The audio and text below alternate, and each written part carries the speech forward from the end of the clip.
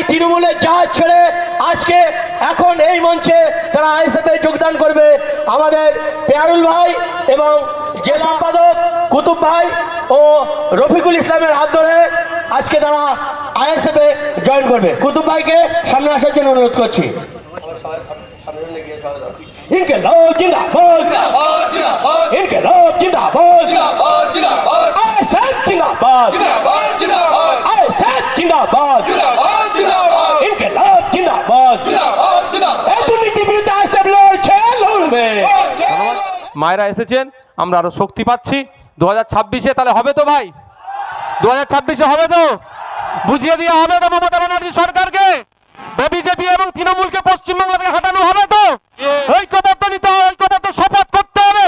পশ্চিমবাংলার জমিন সম্প্রীতির জমিন, ঐক্যের মাটি, এই ঐক্যের যারা বিনষ্ট করার চেষ্টা করছে এই তৃণমূল কংগ্রেস, এই দুটো শক্তিকে 2026 সালে আমরা বাংলা থেকে বিতাড়িত করবো। হবে তো ভাই? হবে তো? হাত নামাবেন না, হাতটা তুলে রাখুন। শুনতে চাইছেন তো? তার আগে একটা কথা বলবো, যখন আপনি আমি বিপদে আছি, মাদ্রাসা মসজিদ কবরস্থান কেড়ে নিতে চাইছে, তখন রাজ্য সরকার মমতা ব্যানার্জি আমাদের পাশে দাঁড়ায়নি। তাহলে 2026 সালে এসেছে, ভোটের সময় তো আমরা ওর বিরুদ্ধে ভোটটা করবো তো ভাই? ভোটটা করবো তো আমরা? ভোটটা করবো তো আমরা? আপনাকে খাম চিহ্নিত ভোট দিতে হবে না, কিন্তু অনুরোধ বলছি, যেই বিজেপি মাদ্রাসা মসজিদকে কেড়ে নিতে চাইছে তার বিরুদ্ধে যেমন ভোট দেবো, আর বিজেপিকে পশ্চিম বাংলাতে আন্দোলন করলে দুর্বল আমরা করতে চাইছি, কিন্তু পশ্চিম বাংলাতে আন্দোলন করতে দিচ্ছে না। আন্দোলন করার জন্য ভাঙড়ের একাধিক মুসলিম ছেলেকে, মালদা মুর্শিদাবাদের একাধিক মুসলিম ছেলেকে যারা মামলাতে জেলে ঢুকাচ্ছে, সেই তৃণমূল কংগ্রেসের বিরুদ্ধেও 2026 সালে আমরা ভোট দেবো। দেবো তো ভাই? ভাবতে পেরেছেন? সাহস কোথা পাচ্ছে? আপনাদের জন্য সাহস পাচ্ছে। আপনারা ভোটে ক্ষমতায় বসিয়েছেন, আপনার বিপদে তাকে আপনি পাচ্ছেন না কেন? ও জানে দিনের শেষে বিজেপির ভয় দেখাবো, ভোটটা সব পেয়ে যাব। রাখেন বিজেপির ভয়। ইমান যদি ঠিক থাকে, কোনো ব্যাটা আপনাকে ভয় দেখাতে পারবে না। আর ইমান যদি দুর্বল হয়ে যায়, বিড়াল এসে আপনাকে ভয় দেখিয়ে দেবে, বাঘ তো দূরের কথা।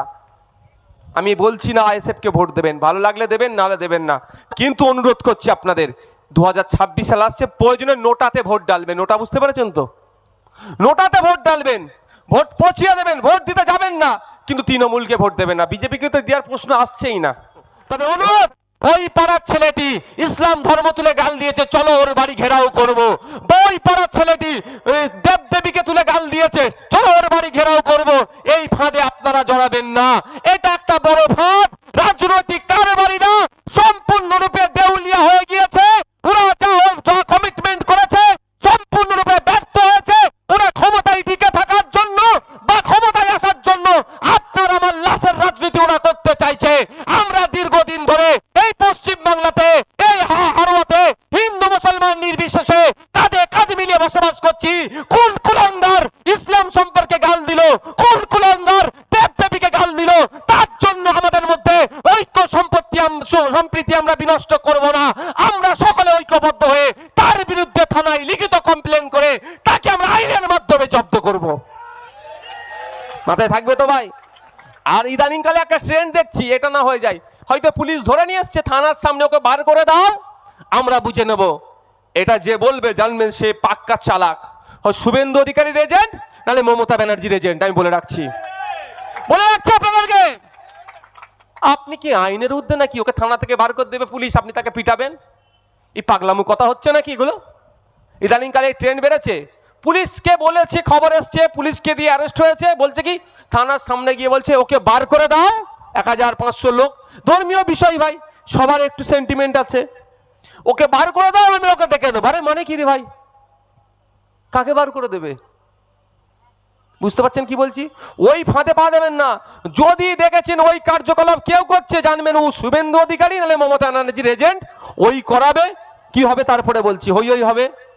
বার করে দাও, দেখে নেবো। ইনকিলাব জিন্দাবাদ ধর্মীয় স্লোগান কেউ দেবে, কেউ জয় শ্রীরাম দেবে, কেউ অনেক দেবী আল্লাহ একবার দেবে, গরম গরম হবে, থানাতে ধপাং করে পিছন দিক থেকে একটা ইট ছুড়ে দেবে। আপনাদের সাদা মনে কাদা নেই, আপনি ইট ছুড়বেন না, পিছন দিক থেকে দাম করে কেউ ইট ছুড়ে দিল, পুলিশ লাঠি নিয়ে পাছা পুরো গরম করে দেবে, করবে ভাই।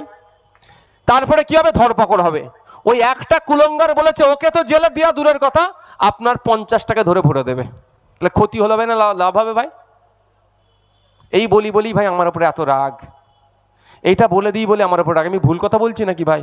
তাহলে তো আপনি একজনকে অ্যারেস্ট করাতে গিয়ে আপনি 50 জন তো কেস খেয়ে গেলেন, কেন আপনি এটা করতে যাবেন?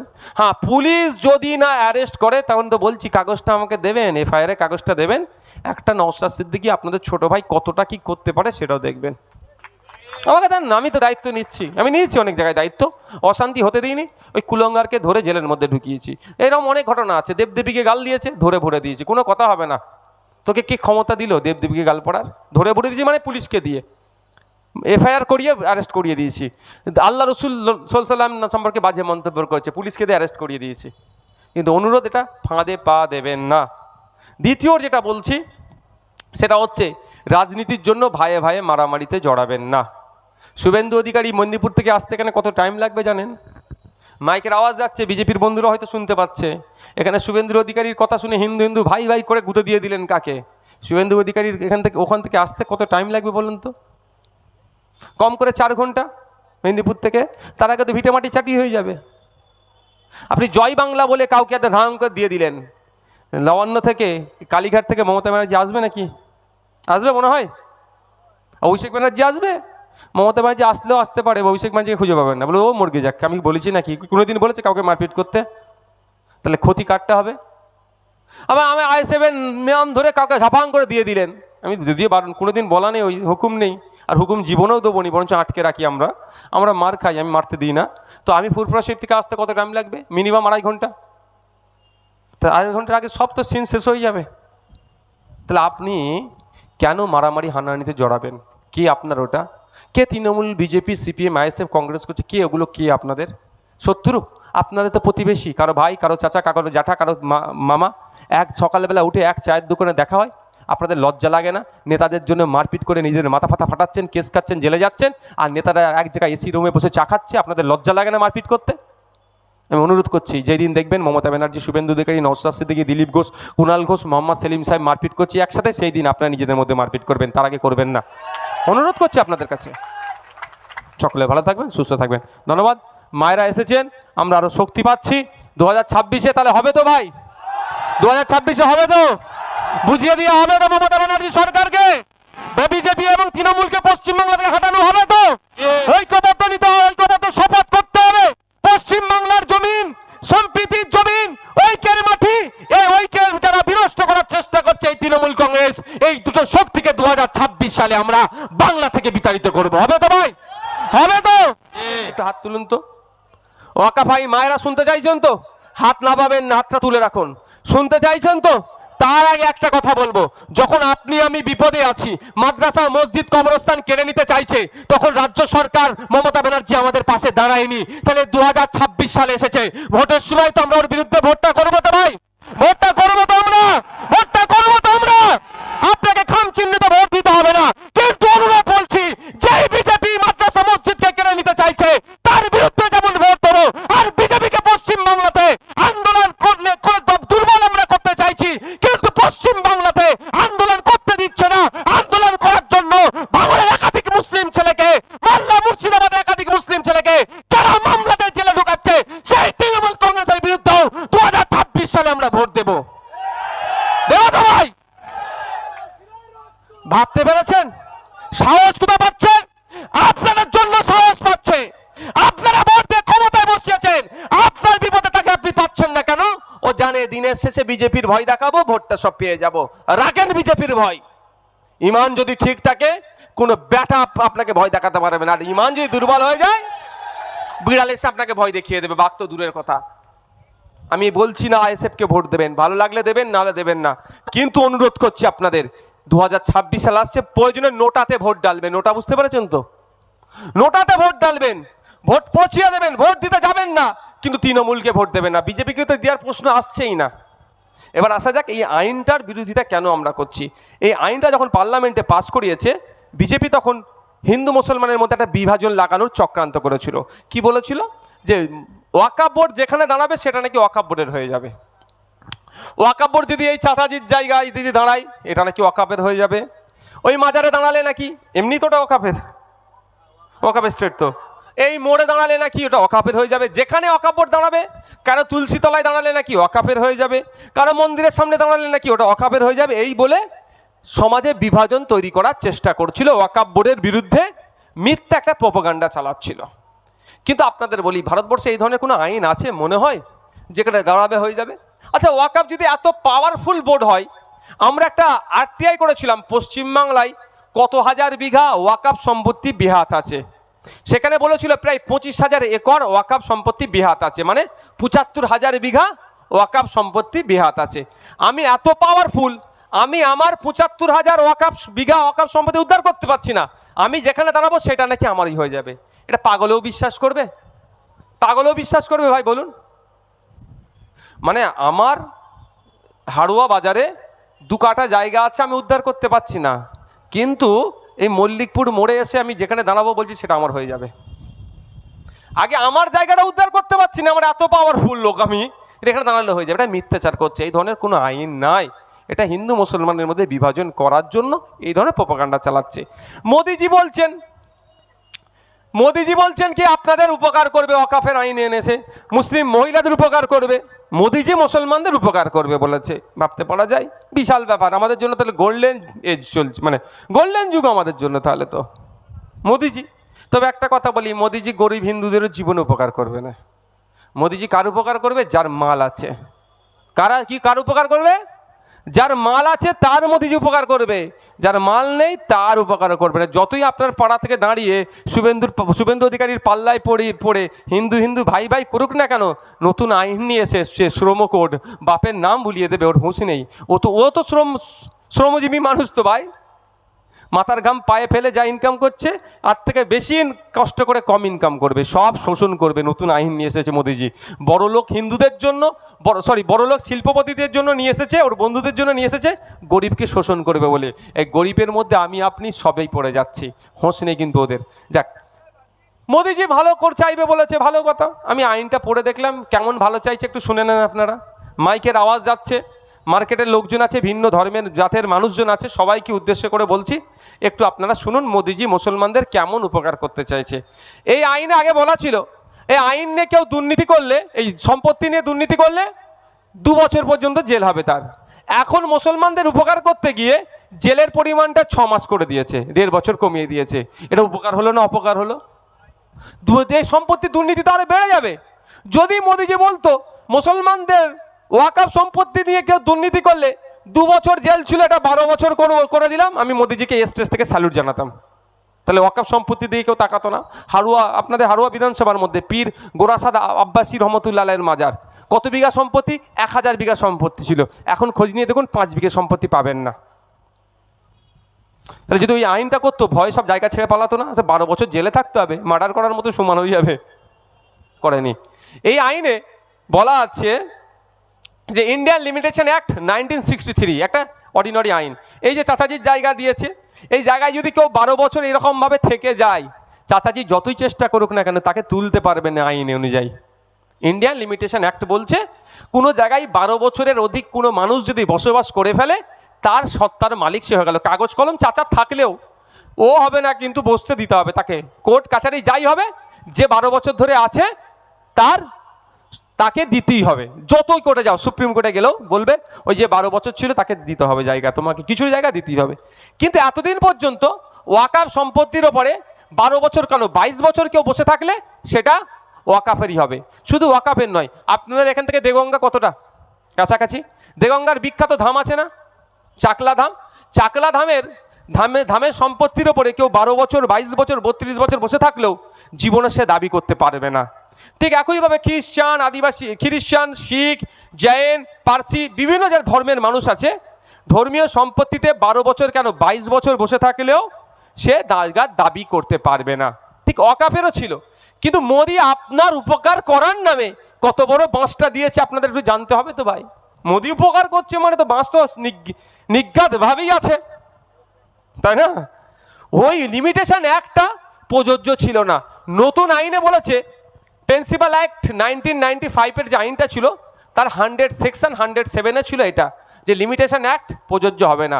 নতুন আইনে 107টা থেকে তুলে দিয়েছে, মানে এই যে পীর গোরাচাঁদ আব্বাসী রহমতুল্লাহ আলাই হুজুরের মাজারে যে জায়গাটা 995 বিঘা সম্পত্তি বেহাত হয়ে আছে, এখন সিট দ্বারা সুক্ত সরকার আসেনি বলে উদ্ধার করতে পারেনি। আগামী দিনে আমাদের মতো কোনো সরকার আসলে তো উদ্ধার করবো, ছাড়বো নাকি? চাল ওঠ, মাজারের জায়গা মাজারে ফেরত দে। মন্দিরের জায়গা দখল করে রেখে, চাকলা মন্দিরের জায়গা চল ওঠ, মন্দিরের জায়গা মন্দিরে ফেরত দে। গির্জার জায়গা ওঠো, অনেক হয়েছে, অনেক ভোগ করেছে, চলো কেটে পড়ো, মন্দির গির্জাকে ফেরত দাও। করবো তো, আমাদের মতো সরকারকে যদি চলে আসে, আপনি যে সুযোগ দেন। তো ওই এখন যে আইনটা করেছে আর পারবেন না ওয়াকাফেরটা, বাকি চাকলা ধামেরটা পারবেন, আপনার গির্জারটা পারবেন, মন্দিরেরটা পারবেন, দেবত্ব সম্পত্তি পারবেন, শুধু আপনি পারবেন না কোনটা? ওয়াকাফ সম্পত্তিটা। এবার 995 বিঘে জমি আর উদ্ধার করতে পারবেন না, নতুন যে আইনটা নিয়ে এসেছে। তাহলে উপকার করলো না ক্ষতি করলো? এবার কেমন ভাবে ক্ষতিটা হয়েছে? এই ক্ষতিটা সংবিধানকে আঘাত দিচ্ছে কি দিচ্ছে না?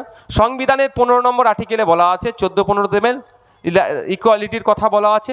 15 নম্বর আর্টিকেলে জাত, ধর্ম, বর্ণ, লিঙ্গ এইসব দেখে আলাদা করে বিচার করা যাবে না। তাহলে আমি প্রশ্ন করব, আমি একজন সংবিধান প্রেমী মানুষ, কারণ আমার দাদু স্বাধীনতা সংগ্রামী ছিল, পীর আবু বকর সিদ্দিক রহমতুল্লাহ আলাইহি, লড়াই করেছে বলে আজকে সংবিধান পেয়েছে। আপনার আমার পূর্বপুরুষ বিনয়ী বাদল দীনেশ ছিল, আপনার আমার পূর্বপুরুষ গান্ধীজি ছিল, আপনার আমার পূর্বপুরুষ প্রীতিলতা ওয়াদ্দেদার ছিল, আপনার আমার পূর্বপুরুষ ছিল কে? নেতাজি সুভাষচন্দ্র বোস। আপনার আমার পূর্বপুরুষরা ছিল স্বাধীনতা সংগ্রামী, তারা লড়াই করে সংবিধান দিয়েছে। সংবিধানের 15 নম্বর আর্টিকেলে ভায়োলেট হচ্ছে। আপনি মুসলমানের জন্য আইন আলাদা করে দিলেন, মুসলমানের দান করা সম্পত্তির ওপরে কেউ 12 বছরের আইনটা আপনি তুলে দিলেন। তাহলে আমি প্রশ্ন করব, তাহলে শিখেদের ক্ষেত্রে রেখেছেন না তুলে দিয়েছেন? হিন্দু ভাইদের ক্ষেত্রে রেখেছেন না তুলে দিয়েছেন? খ্রিস্টানদের জন্য রেখেছেন না তুলে দিয়েছেন? জিজ্ঞাসা করবো না আমরা? জিজ্ঞাসা করবো তো। তাদের ক্ষেত্রে আপনি রাখলেন আর মুসলমানদেরটা তুলে দিলেন কেন? তাহলে ওই সংবিধানের 15 নম্বর আর্টিকেলে আপনি আঘাত দিচ্ছেন। জাত, ধর্ম, বর্ণ, লিঙ্গ দেখে আলাদা বিচার করা যাবে না যেখানে সংবিধান বলছে, আর আপনি জাত বা ধর্ম দেখে আলাদা বিচার করছেন। এর বিরুদ্ধে তো আমাদের লড়াই।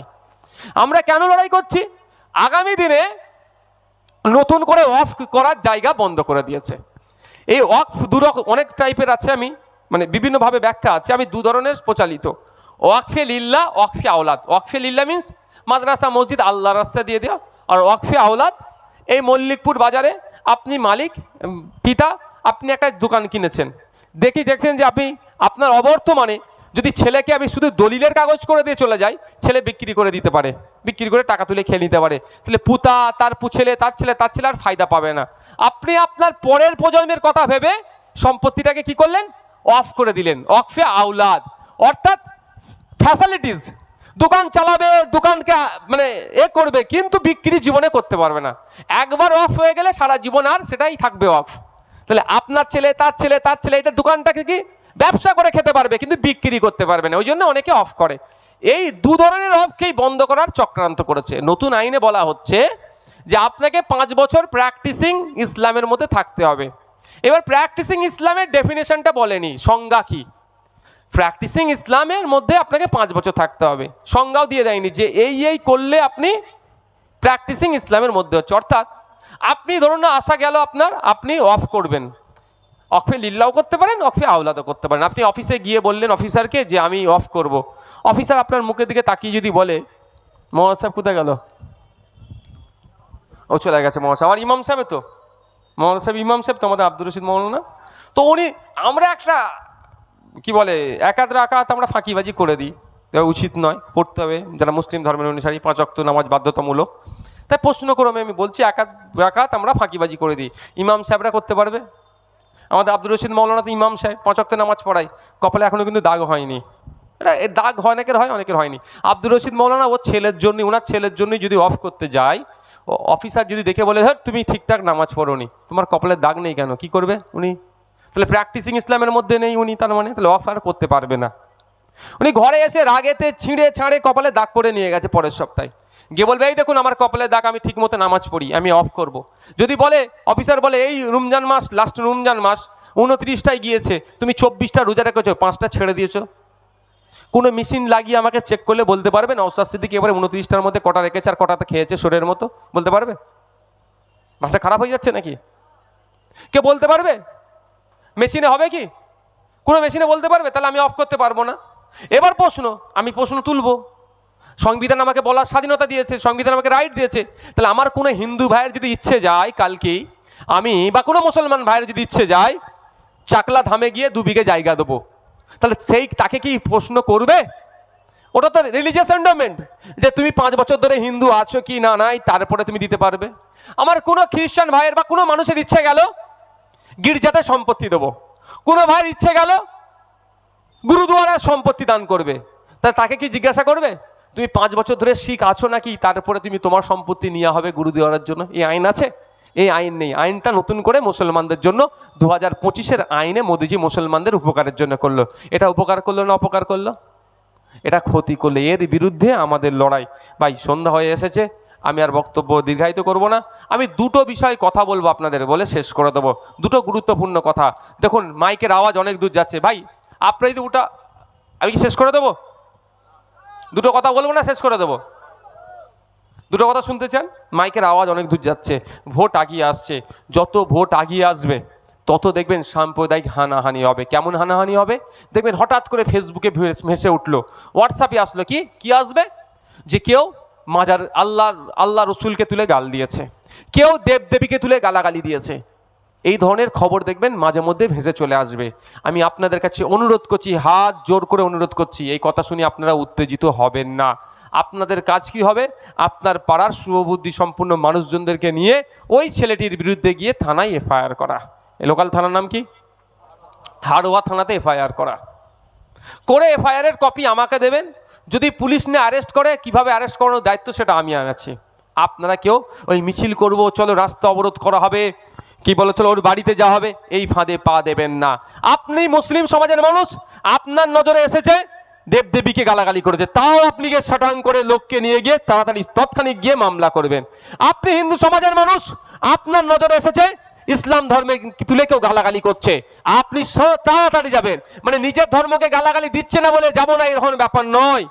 যে কুলঙ্গার গুলো ধর্মকে তুলে বা যে মন্তব্য করবে, যে কোনো ধর্মেরই হোক না কেন, তাদের বাইরে ঘোরার অধিকার নয়, তাদেরকে জেলের মধ্যে আমরা রাখবো, আমরা ঐক্যবদ্ধ হয়ে রাখবো।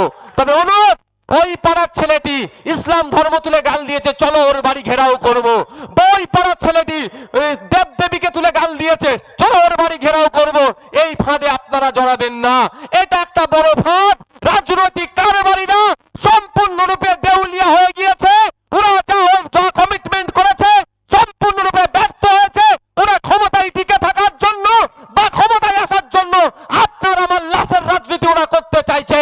আমরা দীর্ঘদিন ধরে এই পশ্চিম বাংলাতে, এই হাড়োয়াতে হিন্দু মুসলমান নির্বিশেষে কাঁধে কাঁধ মিলিয়ে বসবাস করছি। কোন কুলাঙ্গার ইসলাম সম্পর্কে গাল দিল, কোন কুলাঙ্গার দেবদেবীকে গাল দিল, তার জন্য আমাদের মধ্যে ঐক্য সম্প্রীতি আমরা বিনষ্ট করব না। আমরা সকলে ঐক্যবদ্ধ হয়ে তার বিরুদ্ধে থানায় লিখিত কমপ্লেন করে তাকে আমরা আইনের মাধ্যমে জব্দ করব। মাথায় থাকবে তো ভাই? आईएसएफ जिंदाबाद, ইনকিলাব জিন্দাবাদ, নওশাদ ভাইজান আগিয়ে চলুন, আমরা তোমার সাথে আছি, সাথে আছি। এই গরিবের স্বার্থে এই লড়াই চলছে, চলবে, দলিতের স্বার্থে এই লড়াই চলছে, চলবে। এই গরিব মানুষের অধিকারের স্বার্থে এই লড়াই চলছে, চলবে। এই ছাত্র যুবদের স্বার্থে এই লড়াই চলছে, চলবে। ইনকিলাব